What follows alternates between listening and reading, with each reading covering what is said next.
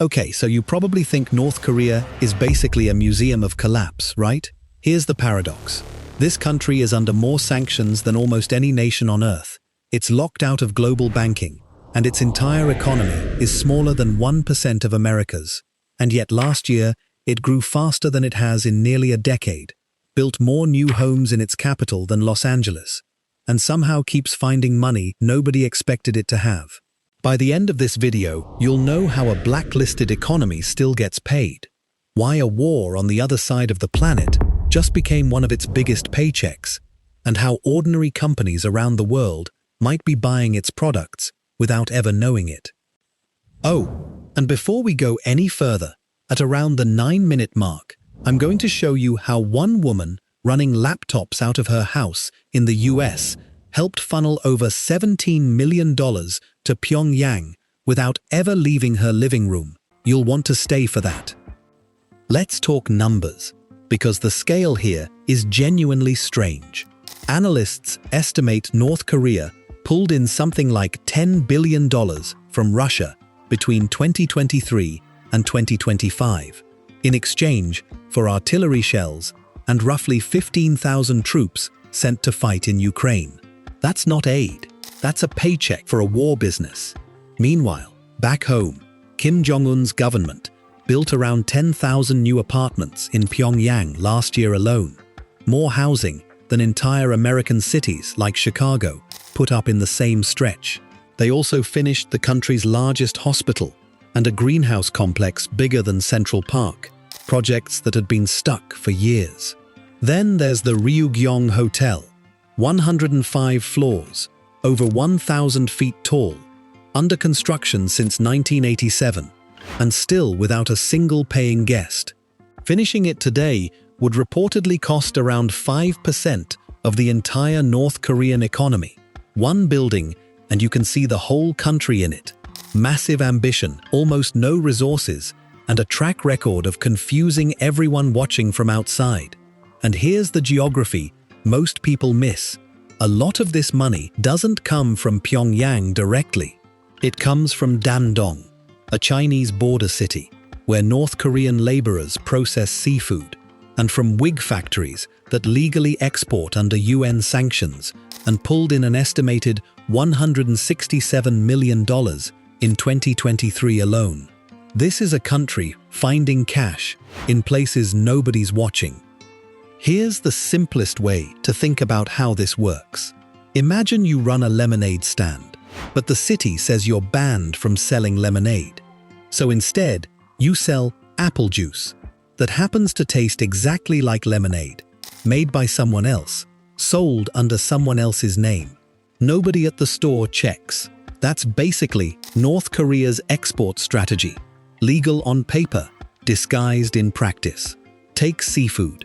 North Korean waters are rich fishing grounds, and Chinese fishing companies pay for permits from local firms to get around their own overfishing limits back home. A 2020 study by Global Fishing Watch found that roughly a third of China's entire distant water fishing fleet was operating inside North Korean waters. The catch then gets shipped to Chinese processing hubs like Dandong, where thousands of North Korean women clean, gut, and package it for export. By the time it hits a supermarket shelf, and it has, including at a major American grocery chain, it's just labeled seafood from China. Nobody selling it knows or asks where the labor actually came from. Now here's the wait that means. Moment if the product gets relabeled at the border. Sanctions that are supposed to block North Korean exports simply never trigger. The sanctions target the country of origin.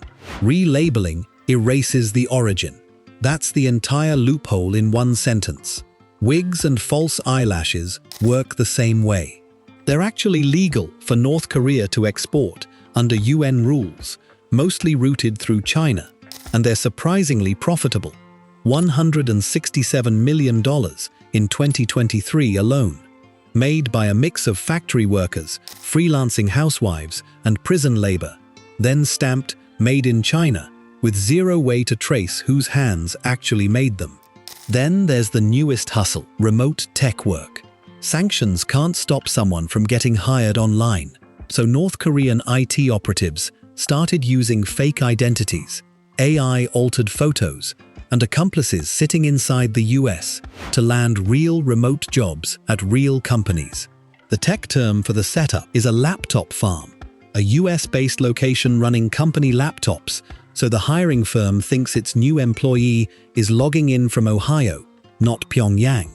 The plain English summary of this entire revenue model: hide the origin, borrow someone else's paperwork, and get paid before anyone checks. There's a second layer too: remittances. North Koreans working abroad, largely in China and Russia, send earnings home, and traders who've gotten rich on the black market get squeezed for donations that bankroll construction projects. None of this shows up on a balance sheet anywhere. It just shows up as new apartment towers. Now here's where it gets messy, because plenty of people involved in this system have gone down hard.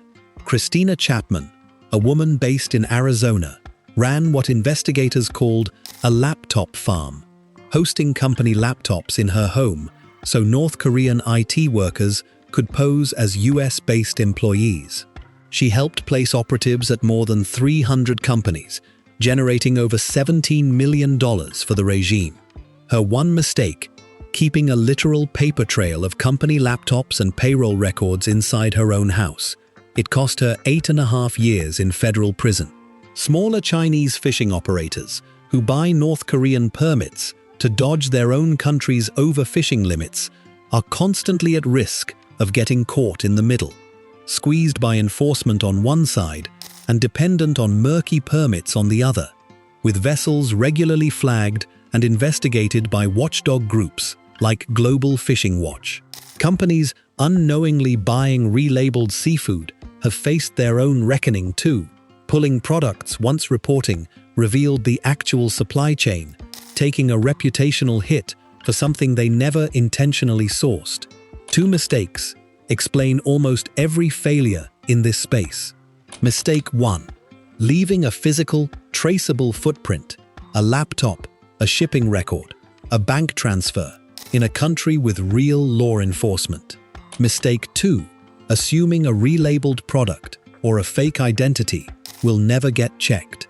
Sooner or later, someone checks. Let's ground this in two real scenarios, because the scale of what's actually happening ranges wildly. Scenario 1: small-scale entry, the wig and hair product trade. This runs on cheap labor and thin margins, but the whole national industry brought in an estimated $167 million in 2023. Individual workers, some of them prison laborers, some freelancing housewives, are paid a fraction of that. There's no break-even here in a normal business sense. It's low-cost labor feeding a legal export loophole, and the profit concentrates almost entirely at the top, with the regime capturing most of the value. Scenario 2: full-scale entry, the Russia arms and troops deal. Analysts peg North Korea's earnings from supplying artillery and roughly 15,000 troops to Russia at around $10 billion across 2023 to 2025. That single arrangement is believed to be a major driver behind the country's estimated 3.7% GDP growth in 2024, its fastest pace in 8 years. The revenue ceiling here isn't really a ceiling. It scales with how long the war continues and how much Russia is willing to pay. The person who arguably did this right, if you can call it that, is Kim Jong-un himself. He funneled construction labor, black market donations, and remittances into thousands of new apartments and infrastructure Pyongyang couldn't previously finish, turning outside cash into visible, photographable domestic wins. So step back for a second. The paradox from the start makes sense once you see the mechanics. Sanctions were built to block a country from trading with the world, but they were designed around a system that assumes trade is traceable. North Korea's entire strategy is to make its trade untraceable, relabel the product, disguise the worker, borrow someone else's paperwork. It doesn't need the sanctions lifted. It just needs enough cracks in the system to slip through. And it turns out there are a lot of cracks. For the average person, this matters more than it seems. That seafood on your grocery shelf, that remote employee who never turns their camera on, that wig at the beauty supply store. Supply chains are longer and murkier than most people assume, and the line between sanctioned and for sale is thinner than anyone would like. You thought this country was a museum of collapse. It's actually running a masterclass in how far a system can be gamed before anyone notices. Sanctions don't end a black market, they just set its prices.